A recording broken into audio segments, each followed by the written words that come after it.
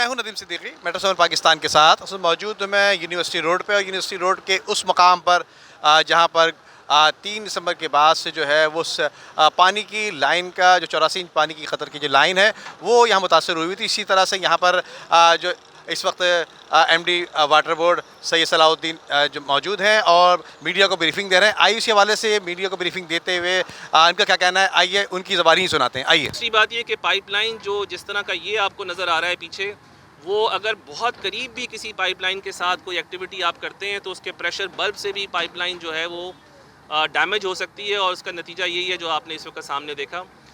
मैं सिर्फ इतनी बात बता देना चाहता हूँ कि Karachi water and sewerage corporation बहुत जल्द ये दिन रात काम करेगा, किसी किस्म का कोई तातुल नहीं आएगा और इंशाल्लाह ताला अगले 72 घंटे में इस वीक सेक्शन को कंप्लीट, तकरीबन ये 32 फीट का कोई सेक्शन बनता है, उसको हम MS में कन्वर्ट करेंगे और इंशाल्लाह ताला इसको रन करेंगे।